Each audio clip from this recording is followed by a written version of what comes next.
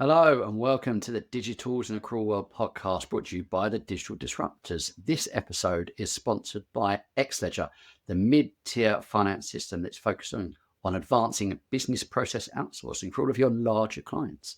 We're always going to be joined later by Ian Gregory from Advancetrack, and we'll be diving into the impact of AI not only on the profession but also on outsourcing and how Advancetrack are pivoting their services to advance what they do and also help the industry. But I'm not alone today. I'm joined by the infamous John Toon, who has climbed out of the rock of due diligence after the quite big announcement recently of the merger of Menzies and Beaver and Shuthers. So, John, I assume you've not had any sleep for about 3 months. It feels a little bit like that, Ryan, to be fair. I'm not sure if that's down to the due diligence and the work, or whether that's just because I just can't sleep. Or just too busy partying or whatever it is that I've been getting up to. But yeah, it has been a hectic couple of months. It's good to see that the announcement's out in the open and I'm not having to sort of pretend that I'm doing other things with my colleagues anymore and stuff, which is quite nice. And yeah, very exciting, really exciting future and opportunity. So it's all for the good. So this merger with Menzies will turn us into, I think, pretty much a top 20 firm, or not far off a top 20 firm. So that's very exciting. And along with that excitement comes a certain level of trepidation when it comes to having to merge two practices together and all of the technology and people change requirements that will go with it. So I may end up looking like you in 12 months, right?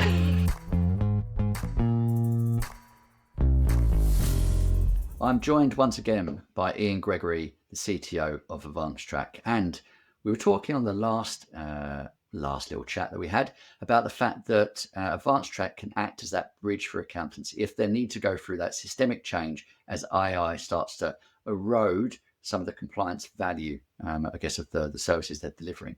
But that does beg the question of, for the future of outsourcing, is that just a short-term play, or is there a longer-term, I guess, collaboration, not only, I guess, for that transition period, but supporting firms on that longer term journey? We certainly see that we have a future. I mean, we see all of the hype and spin around AI at the moment, and clearly we've asked the question, what does that mean for us?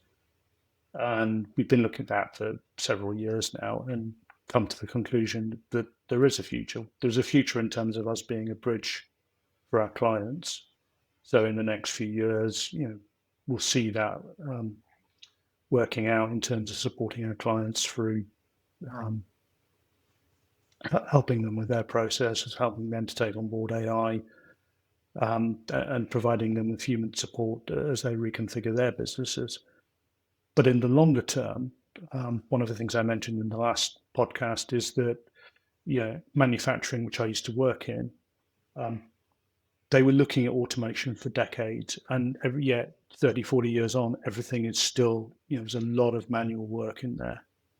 And the reason is that having people involved in the process means that you can improve it. Means that you can spot quality problems as they appear. Means that you can actually come up with insights from the process and pass them on to the customers. So three good reasons why you still need people. And if you look at manufacturing, the people who try to automate everything, what would happen is they'd build a super duper production line. If it went wrong, they'd churn out thousands of bits of metal, which they had to rework before anybody noticed there was a problem. And I can just imagine that happening in accounting and going back to your customers going, sorry, there was a software glitch. You're going to have to change all your accounts. How long is it going to be before that risk is mitigated? And in terms of improvement, particularly if you're going beyond just the pure compliance, that there's a need to look at those processes and how you can improve. And I think what manufacturing found was, even in the best automated processes, unless it was incredibly high volume and standardized product like cigarettes, let's say, it was better to have a process that had a lot of human content, and Toyota being the benchmark in that respect. And I think what we see as an outsourcer, we can effectively be a human-led accounts factory competing against purely AI ones that have strengths in some areas but weaknesses in many others. So I think there's a niche there, and I think it's going to be interesting to see how the industry plays out in that respect. I think it's a really good parallel when you start talking about manufacturing, because essentially what happened with that whole boom in manufacturing is that a lot of what was done, I guess, say in the UK, was then offshored to a different geographic region where it was more cost effective to deliver that, but still keeping the very customer centric face in the UK.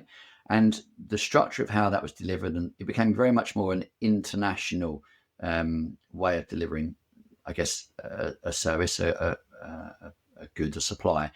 And we're very accustomed to that with manufacturing, but less so with service. And I think that's something that will evolve. And although you may be, a bridge, pretty much a lift and shift, this is the service we're delivering, we're just moving that offshore for a time being whilst we get our structure in place. Elements of that I still think would remain. And it may be that there's, support, for example, like if they've got software or just general query support, that may sit in an Advancetrack, but some of the more kind of regular one-to-one meetings may sit locally.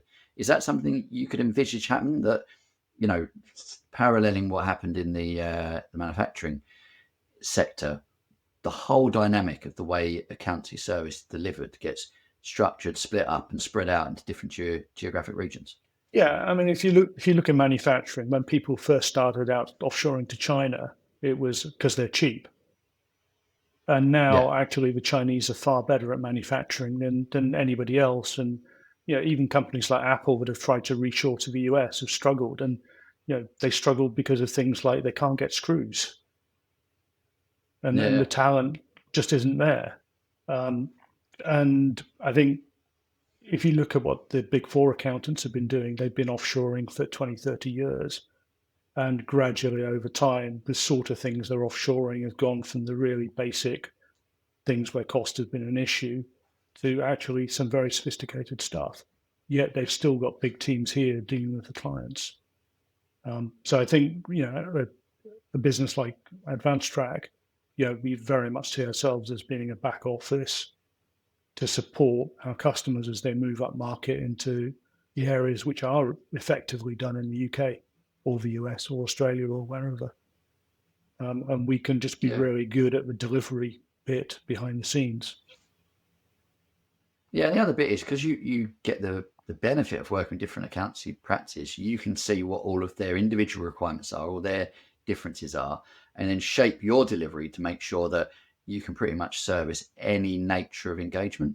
Whereas if you're working with a partner that's not necessarily used to that, then they're learning from you, and it's a much more challenging initial period as they're having to adapt to not only understanding potentially the accounting profession, but also the very varying different ways you work.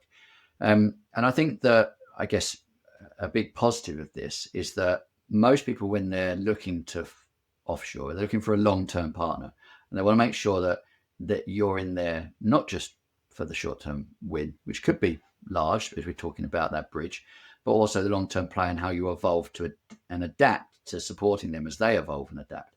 And it sounds like you've already planned that. You already got a good vision of how, as firms evolve in the UK, Advancetrack evolves to meet those needs. Is that a correct assumption from me? Yeah, we'll evolve with our customers, but also, as you say, we get to see a lot of customers. We get, we've got people with experience in other sectors, so there's a lot we can draw in from let's say manufacturing in my case. Equally, we can see what's going on in the Australian market, in the US market. The peaks and troughs of demand in those markets is different, so we can get economies of scale across markets. We can get economies of scale across UK accountants as well. So there's a lot we can do as a outsourcer across multiple firms that any other than the really big firms could do internally themselves. Yeah, and you've always focused on this blend between tech and people. You've done it inside of Advancetrack, and as AI starts to take more of a hold, obviously you're going to use the tools that enable you to enhance your service and deliver more and more effectively.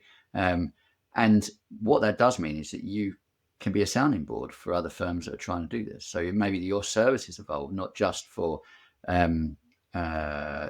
delivering, supporting them with their outputs from a compliance perspective, but also potentially into an advisory element regarding supporting them on how they evolve. Now, I'm not saying that they exist. I'm not trying to predict where you're going to go, but it just, to me, makes sense because you're going to be doing that as a back office engine for so many firms that you would have gained so much insight that it kind of just falls out, right? Yeah, I mean, we're already doing work for some customers where we're driving their clients' management accounts processes and producing the reports that they review with their customers. So some of that groundwork for the advisory is we're already doing, and we see that as potentially a growth area. There are lots of different areas we can grow into and adapt with our customers as we move forward. Well, it's very fascinating to me, and I'm learning as we go about Advancetrack and what you're doing. So this is great, and I can't wait to the next session. We're going to dive into a specific, relatively recent release that you've had as well. So thanks, Ian, for joining us once again today. Great, thanks very much.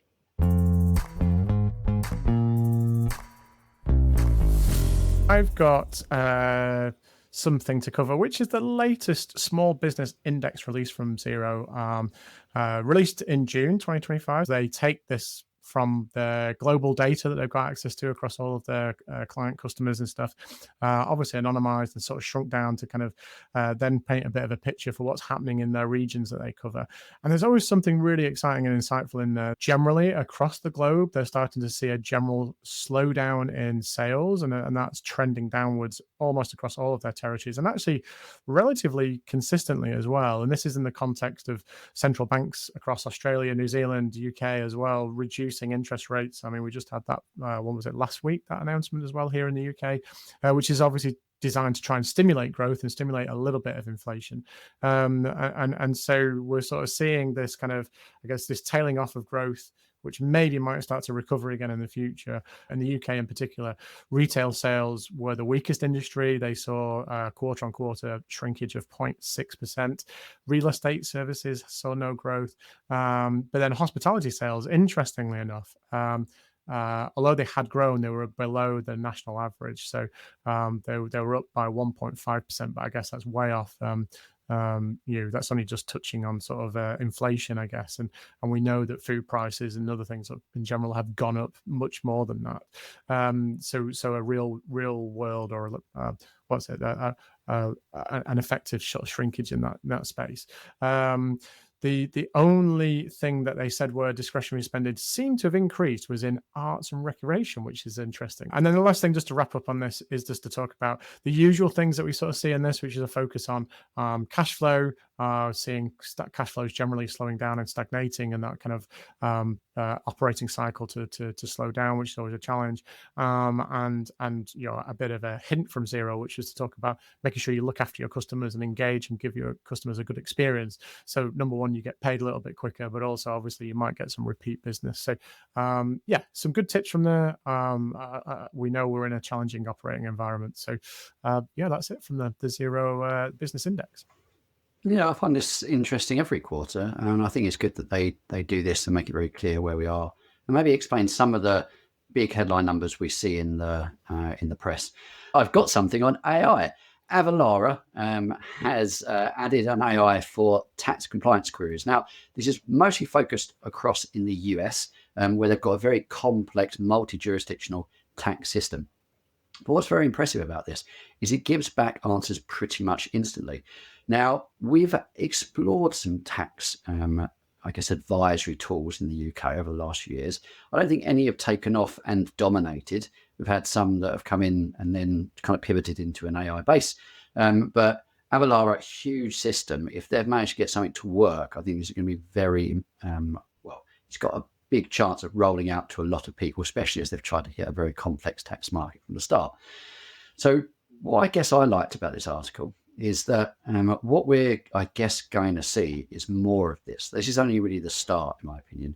We're going to start to find that advisory, the core thing that I guess we have been holding on to as the defense against AI eroding compliance in the UK is actually going to start eating into what we'd call normal base advisory. And if, I guess, clients rather than accountants and advisors can get to this information as well, then I think that we're going to have to enhance, once again, further our service to probably provide assurance around this. So what are, I guess, the kind of questions we should be asking? What's the nuance and the things you need to, I guess, caveat whatever your question is in relation to? Because whenever you've got tax, if you don't mention something specific, you're only going to get back a very specific answer that may miss a very key bit of information that's related to your specific scenario. But I believe this is going to be the start, and is going to start getting embedded into lots of other, I guess, compliance-based systems. So we've always had the traditional CCH. I've forgotten every other system at the moment. Digital, Iris. There you go. Elsewhere. Those are the other ones. Yes, Alpha Tax. Those ones where you'd be going to them for, as well as a compliance side, some advisory to support you on the tax side. I believe that we're going to now see a boom of this into other systems as it becomes simpler and easier to train these AI models on a very large set of data.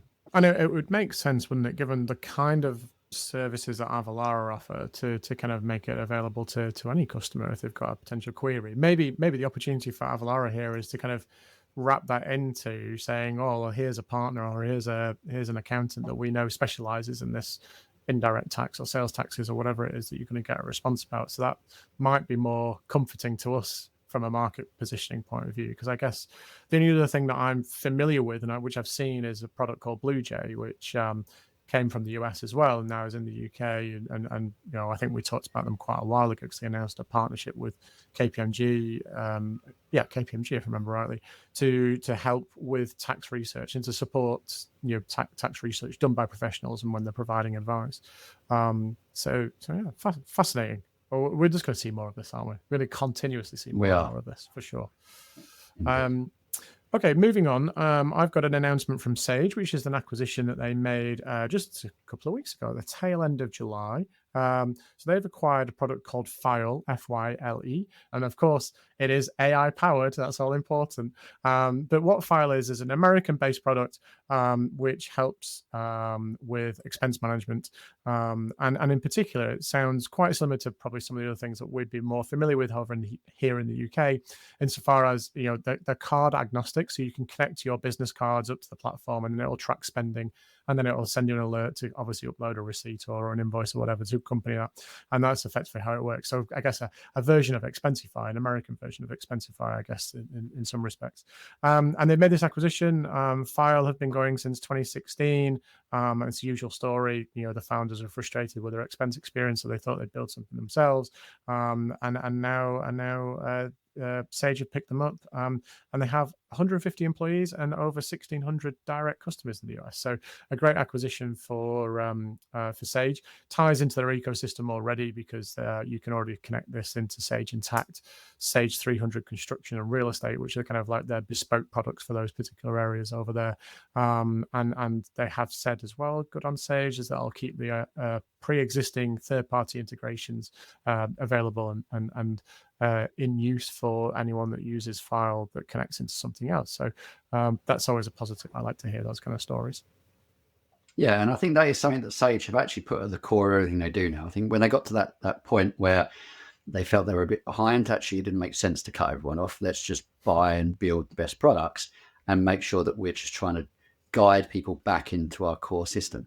And it does sound, based on the systems you listed, that this is aimed at a larger style client, because they're connected into Intacct, they're connected in 300, not the baseline. But it's pure US. We have not seen this at all in the UK. I've never come across this. So it'll be interesting to see if this does come across the UK shores. It makes sense to. I don't think it competes against the likes of Auto Entry. I'd say it complements it. Yeah, I mean, of course, in the press release they talk about SMBs and the fact that they serve SMBs, but you're absolutely right. Those kind of integrations that they've got do generally serve larger organizations and slightly more complex organizations than I guess would be leaning towards an Auto Entry. And also, from personal experience or professional experience, I always think that you tend to have businesses are a little bit larger that tend to have slightly more complex expense management requirements wrapped around some kind of card, whether it's their own business card or a bank provided card or something, whereas smaller entities tend not to have that kind of requirement. Not always the case, but generally that's my general experience. Yeah, very true. Well, I've got something else from Sage, and this is a big announcement. It's not a system, they've not bought anything, but they are aiming to eliminate financial close, which is one heck of a big objective. And the way they're obviously planning on doing this is with AI. How else would they do this? But it's to pivot from, I guess, that cyclical way of us working generally in the profession, be that in industry or in practice, where we get to the end of any given period, be that month, week, year, quarter, and then we complete reconciliations. We do all of those adjustments we need to do, taking things from a cash to an accruals basis, bringing in WIP adjustments. All of that gets adjusted on a continuous basis. And then, if possible, have that reviewed and provided assurance on a regular basis. Now, obviously, this is not a short-term objective. This is a much longer objective for Sage. What they're essentially setting out is that we are going into the realm of AI. We're bringing AI tools in. We are now starting to adopt AI agents, but we need a long-term objective to push or to focus everything we do towards. And I think there is probably nothing better at this point than eradicating financial close as an objective, because it's kind of become the backbone and just expected way of us working, but there's no real must for it if you can work in a day-to-day live transactional basis. We're now seeing like expense capture tools that are bringing in prepayments and accruals adjustments. We've got integrations that automatically adjust for work in progress and stock values if you've got that set up correctly. So as long as you've got these review processes that are also looking at how you're doing with VAT treatment, etc., you're getting your journals posted in, you're moving closer and closer to real-time finance. The bit that I thought was a bit more of a leap is when they said it's not just about the financial close, it's making in real time the annual audit, the filing of taxes and accounts. That's a bit more of a leap for me. And the reason for this is, I think, John, you and I started looking at a program quite a long time ago, maybe 3 or 4 years ago, that was designed in a way to start to bring continuous assurance or audit. And it didn't really get anywhere. And I think the reason it didn't really get anywhere is because audit firms are working with businesses that are on multiple platforms. Your system, that if you're doing an audit, needs to work across all your clients, but then would need to integrate into those systems. And that was really tricky to resolve. And I don't think just one player in this market, I guess, getting their system to be nearly, continuous is enough of a trigger to enable annual audit. But, this is your area, not mine. So I'd be intrigued to see what you think about getting to a continuous audit process. Is that really achievable? I think you've nailed it, Ryan. I think it's that multi-platform challenge for an auditor or an audit firm that really presents a problem. And just having one product, whether it's a Sage product or whether it's any other product with a different badge, isn't going to be persuasive enough for that audit firm maybe to then convince their other clients to move to that platform, unless there's some other peripheral benefits. And so, it's going to be a bit of a challenge for a firm to sort of say, oh, well, we can do continuous audit here with 5% of our clients, but the other 95%, we've got to carry on doing the other thing. So I think for now, this is an interesting thing. I mean, it'd be really interesting to see how this gets implemented from a technical point of view and to sort of see what that looks and feels like and whether it does give the kind of assurance that we'd be wanting. But for now, it's probably not quite enough. What I do find really interesting about this story, though, is that we've seen a lot of products, like Blackline, for example, which have been talking about ending financial close, and they connect into these more complex products like NetSuite, SAP, and Intact, and others. And I guess in the same way that we see this in the Xero ecosystem of apps starting to leach back into the general ledger, we're starting to see the same kind of thing, because this is a real pain point for larger organizations.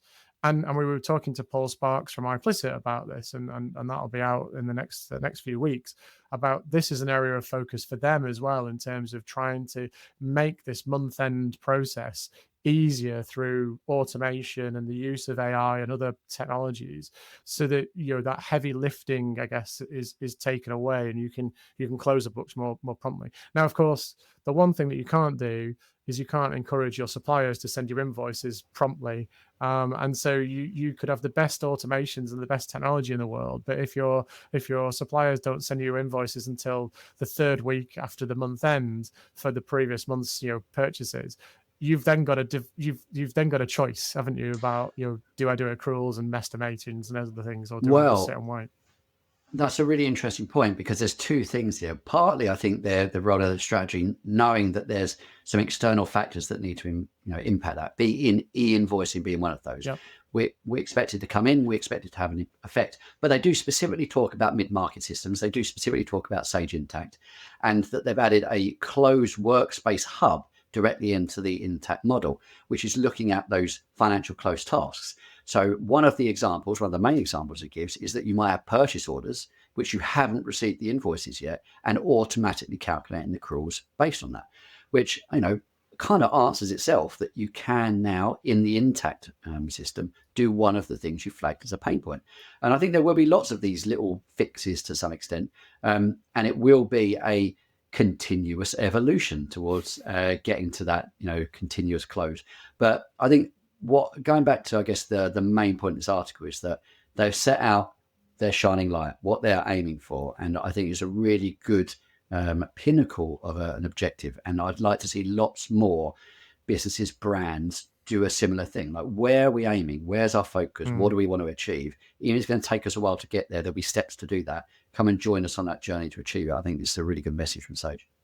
I completely agree, wholeheartedly agree with you on that, for sure.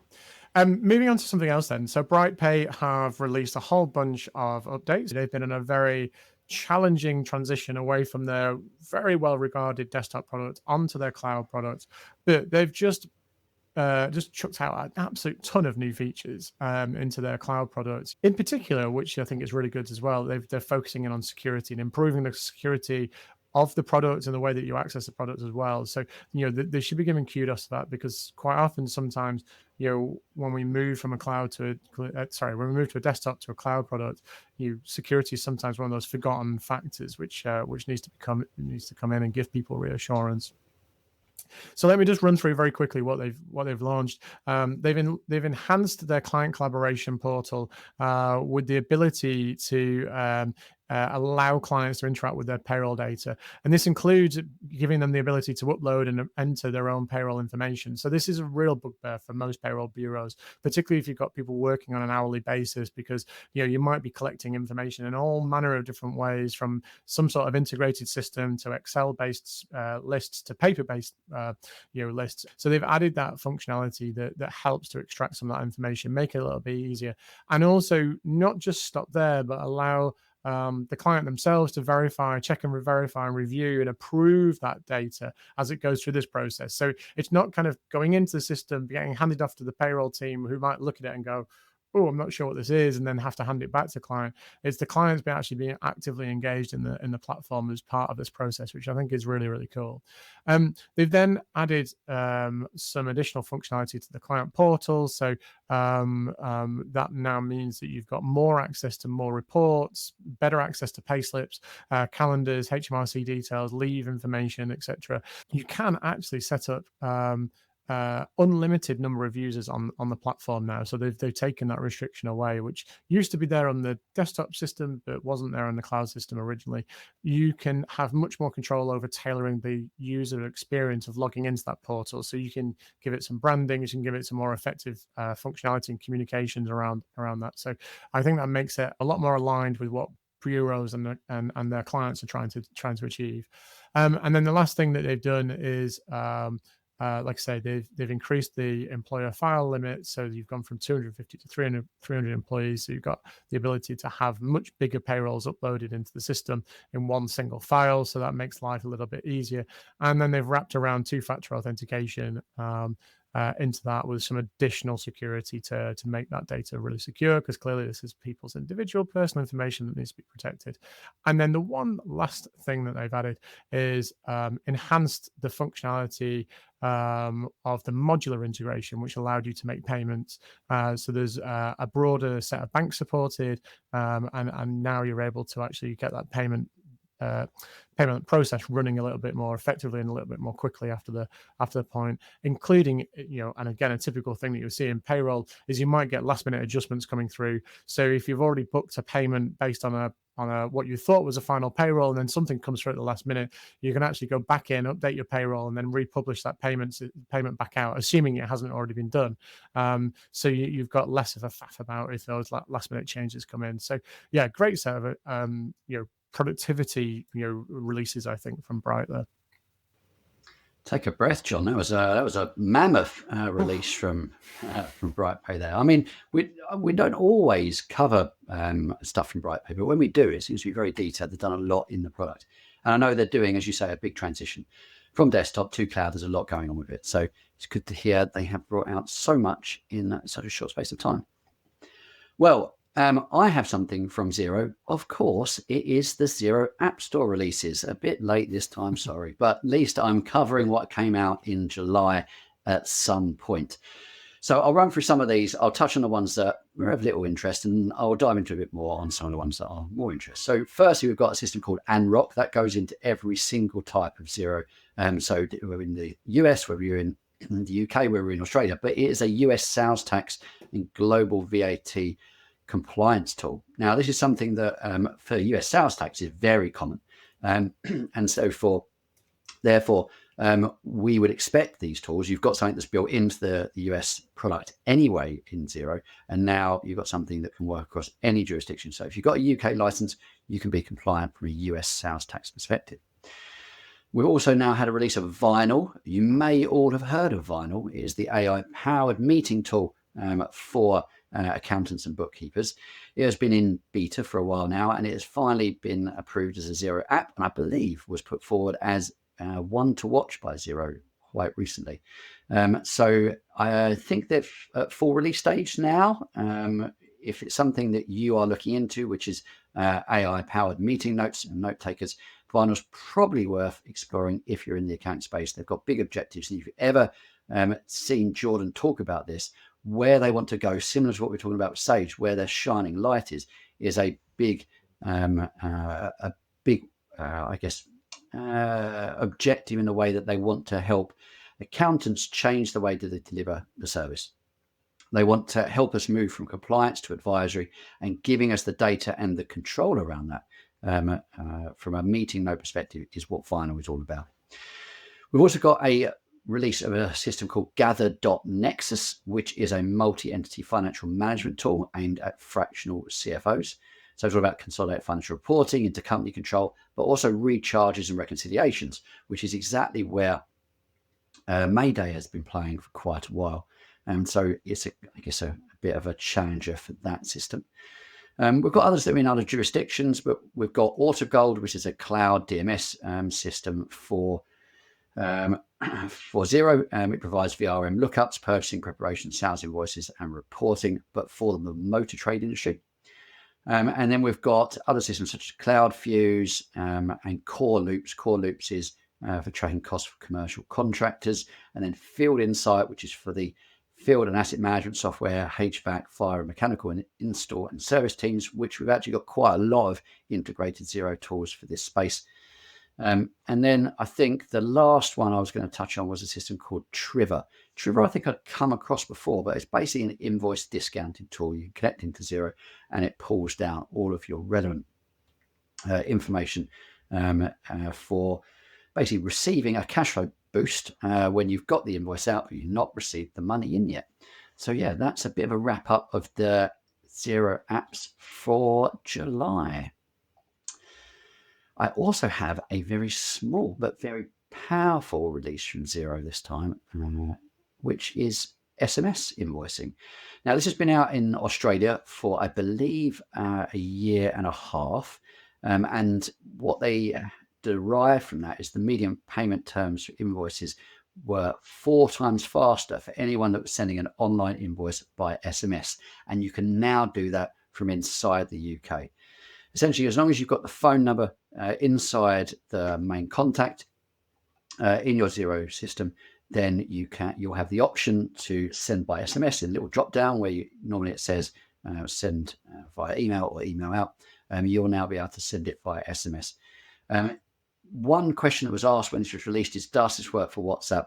Unfortunately not. This is just an SMS service. We'll have to see if the WhatsApp functionality comes out in due course. That SME invoicing from Xero sounds very exciting. I guess for particularly like small tradies in particular, probably where they're going on site to do bits of work for someone. But I think that ability just to ping that straight out almost instantly gives someone another format to receive something, and obviously they're chased on as well. I think that's really cool. So nice to see.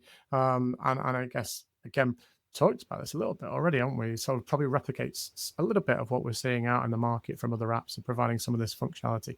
And I think you mentioned about WhatsApp not being there at the moment. I'm sure at some point that will probably come, and then Signal, and then God knows what else will do to all the platforms, mental platforms that are out there. Anyway, let me wrap up the news then with a final bit from Webexpenses, who have just released expense cards into the product. So what they've done is not unusual. It's not unfamiliar to us, for those of us who are doing this kind of stuff.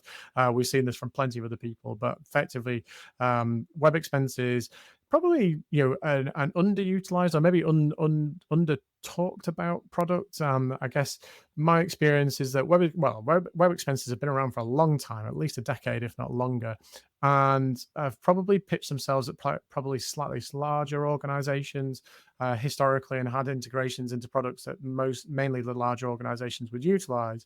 And so probably not that familiar, but they've just launched, like I say, cards in there. So these work in exactly the same way as you kind of anticipate. These are prepaid cards, fully integrated into the platform, and does all the usual stuff that you'd expect. So when you spend on that card, it gives you a notification or notifies the user, asks them to upload some information, gives you the ability to manage and control expenses in a more granular way than you would do with other platforms, or if it's out of pocket expenses.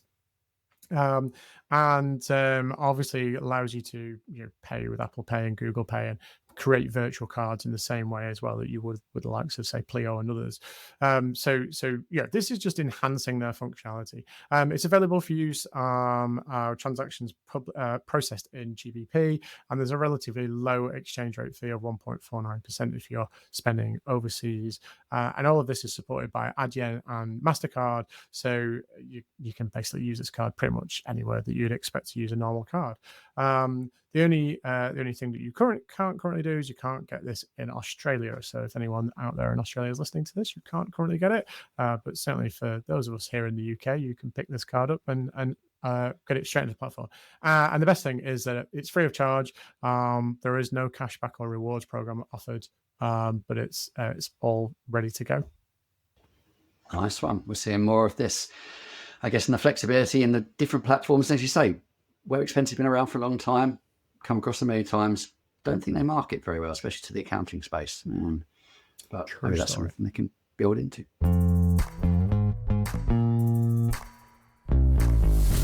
So today we are joined by Craig Morale from Tugger to dive into the world of tugging or reporting as such. But the first thing that I want to ask you, Craig, because it's always made me smile and chuckle, is why have you called yourself Tugger?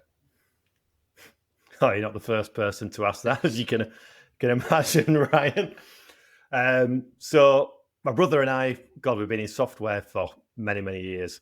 When you typically writing code, you're dealing with repositories where you store your source code. You then had to pull that code down. We quickly started calling that internally as a bit of a joke, or tugging the code down. So then when we started talking about, we're going to look at pulling data from different systems, and that's where we obviously started thinking, we can go with, tugging the data, and then, wouldn't it be cool if we called it Tugger? And there's so many platforms out there that are pretty dull in terms of names. Yeah. So we thought, if we come up with something like that, bit tongue in cheek, a little bit cheeky, people will remember it, and everyone remembers it. No one forgets it. I think that is the thing, right? That I think everyone is then inquisitive. I definitely was about, well, what is it that Tugger actually does? Is this something that I should be looking at or not? You're a bit unsure. And I think, look, I've referenced the fact it's a reporting, but that's like barely scratches the surface of what Tugger is. So tell us about, well, a kind of quick summary of what is it that Tugger's all about. So it does 2 or 3 different things in reality. So, I mean, the concept, it's probably worth talking a little bit where the concept came from and how we got to where we are in reality. As I mentioned, been in software for a number of years. Chris and I co-founded another business called ACS. And in that business, we started actually doing a lot of reporting during COVID. So we sort of shifted away from doing bespoke software platforms and doing more around data analytics and that kind of thing. And what we sort of found quite quickly that it was very expensive to do it. And it was expensive for sort of a number of reasons. So the first of those was the fact that typically the systems you wanted to connect to, you couldn't easily get to that data. Somebody had to effectively write some code because they typically have a set of APIs or whatever you could talk to. But there was no way of saying, well, I just want to report in that on Power BI straight off. How do we do that? So we thought, well, if we can simplify that extraction piece, getting that data out of those platforms, then that solves one problem. But then the next problem we came across, well, actually, once you've got that data, where do you actually store that data? So then you'd need to warehouse that data somewhere. And again, there's another cost associated with that. You've got monthly costs for that. You potentially employing DevOps people, then you've got security concerns over all the data. So there's a whole big problem there. So what we were finding that when we were deploying these solutions to people, we were doing one-off almost like connections into these platforms, one-off data warehouse installs, and then they had to worry about what they would do with the data. So we sort of then came up with the idea of Tugger and thought, well, if we can solve all that problem, deal with the data extraction from a number of different platforms, and we can do the data warehousing, handle all the security compliance, and then the end users just have to focus on actually building the reports, then it can save people not just thousands, but tens of thousands a year in terms of what they would typically put in place. So where we've got to now is it becomes very, very simple for somebody to kind of start reporting. So people can report on things like the Xero data, QuickBooks data, and things with ease. And so that's essentially where it sort of came from. Well, that makes sense, right? You've had a pain point that you've experienced, even trying to service your customers, and you're like, well, we feel we can solve this. We've got the know-how. We've worked in tech. Let's essentially create something with a funny name that can. And I think the right way of describing this is bring up that skill set, those solutions that were only ever available for the bigger clients, the bigger businesses that have the money, down to a smaller client size where there's a bit more plug and play. They can get some stuff not only that is kind of tailor-made for them to some extent, but also out of the box. So you can do a bit of a blend. But the thing I've always found is when we come to reporting, if you're just trying to do that with the finance system, there's endless dozens of platforms that can handle that. But if you want to bring in operational systems, then essentially you're having to bring that in manually. But the way Tugger works is you're connecting not just to finance systems, aren't you? You're connecting to a broader range. Yeah, that's correct. We don't just connect to finance systems like I mentioned, like QuickBooks. We can connect to CRM platforms, so things like HubSpot, job management platforms, things like Simpro. So there's a whole host of different platforms that we can sort of connect with and bring that data essentially into one reporting platform, essentially getting back to the idea of that one source of the truth. Because the problem we've got nowadays is every organization, no matter how big or how small they are, they've probably got multiple SaaS products that they're using. Yep. Because it's so much easier now for people to purchase a SaaS product that does 80 or 90% of what they need, as opposed to going and building a bespoke solution. So naturally, because we've now gone down this route of going, well, I'm going to plug this piece of software in, or plug this one in, there's always usually a disconnect between them all.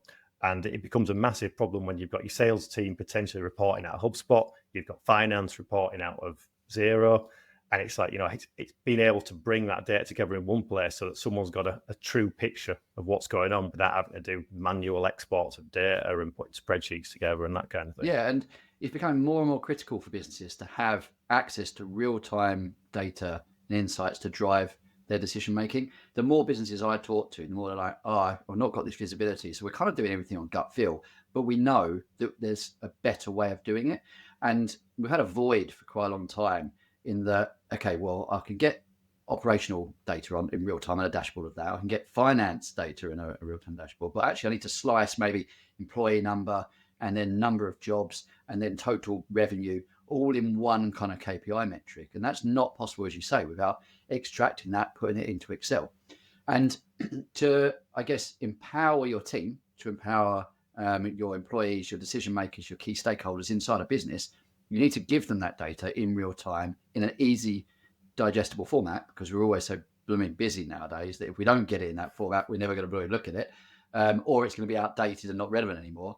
So your vision, I guess, with Tugger and how you kind of base the system around is to solve that pain point, to bring all the data sets together, to empower the team. Was that always kind of your vision at the start, or were you just solving a problem more for what you'd experienced your customers? There's probably there was the experience that obviously our customers had seen that we'd realized that actually it can become very expensive to build out these reporting solutions. There are products out there that work in sort of like the enterprise markets, but most companies don't operate in those enterprise markets. They can't afford to have their own, multiple BI developers, data scientists, DevOps engineers. They don't typically have those sort of roles. So that was obviously one issue to do that. But it was also getting to the point where actually you want to report in one place, because so many customers you come across, the amount of times they were literally exporting data into spreadsheets, and it still goes on now. We still see people, I've got this data in this spreadsheet.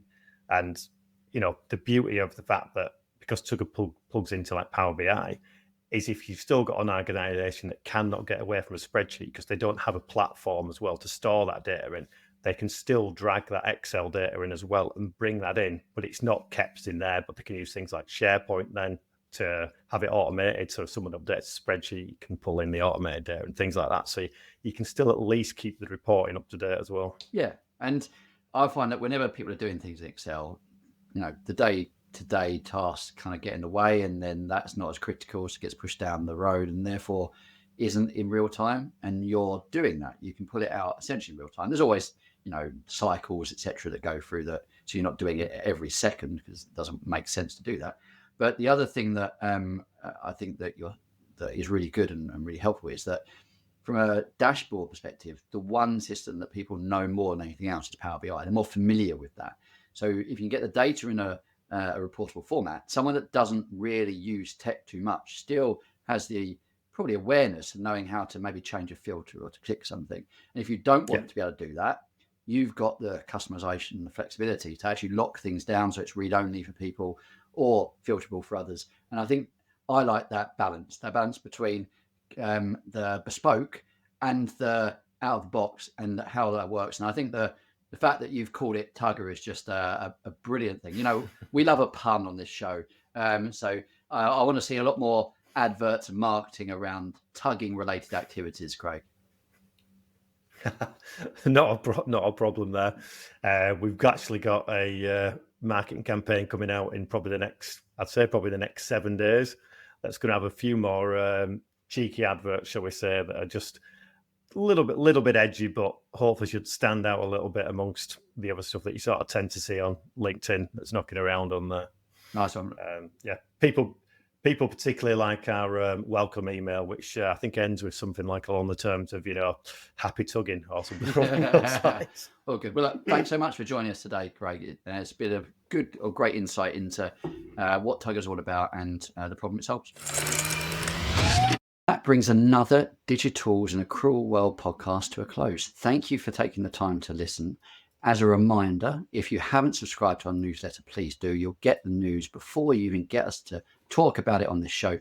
And if you ever want to have your say, get involved and join us for the live digital digest every week. We'll pick one of the probably main news articles and just dive into it with someone either from that app or someone that's an expert in the industry on whatever the release is related to.